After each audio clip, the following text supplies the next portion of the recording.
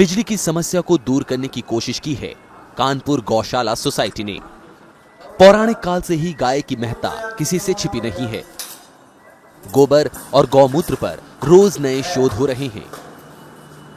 साथ ही गोबर गैस से बिजली बनाने की बात सुनी और देखी जा रही है। ऐसे ही एक शोध में कानपुर की 128 साल पुरानी गौशाला सोसाइटी को कामयाबी मिली है, जिनका दावा है कि उन्होंने गौमूत्र से बिजली पैदा कर ली है, वो भी 400 मिलीलीटर गौमूत्र से 400 घंटों तक लगातार रोशनी।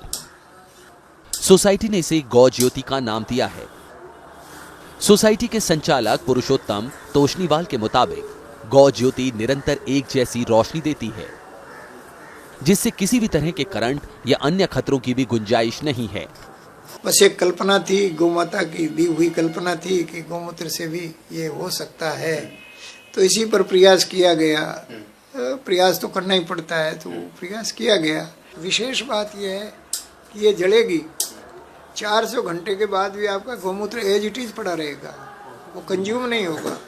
सारी दुनिया का सिस्टम है कि खाने के बाद चीज खत्म हो जाती है, इससे वो सिर्फ ताकत ले लेती है, बाकी गौमूत्र पड़ा रहेगा।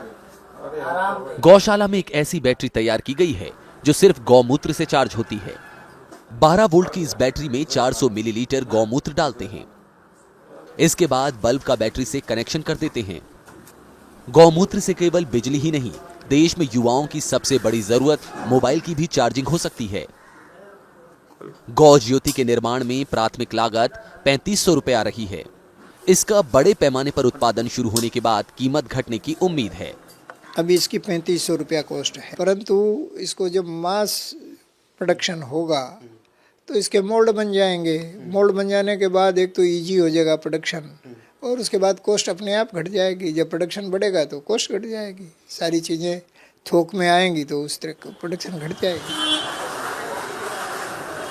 गौमूत्र से बनने वाली बिजली के इस डिवाइस को राष्ट्रीय प्रौद्योगिक संस्थान रायपुर और राजीव गांधी शोध संस्थान भोपाल से मान्यता भी मिल चुकी है। एनआईटी ने इस डिवाइस का परीक्षण करने के बाद सफल पाया है।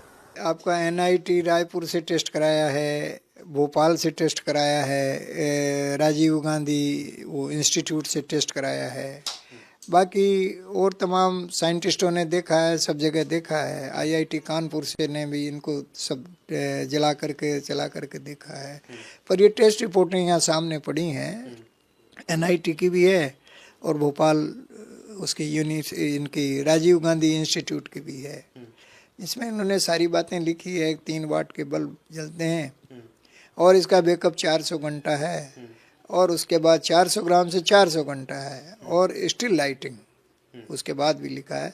पर 400 ग्राम में 400 घंटा जलता है, ये दोनों ने ही लिखा है कि ये जल रही है, ठीक है, और बिल्कुल ठीक जलती है, कोई दिक्कत नहीं है। साफ है, इस इको फ्रेंडली गौमूत्र डिवाइस को अगर सरकार प्रोत्साहित करे तो देश में वो तबके सहजता से रोशन हो सकते हैं जहां अभी बिजली की कल्पना भी नहीं की जा सकती।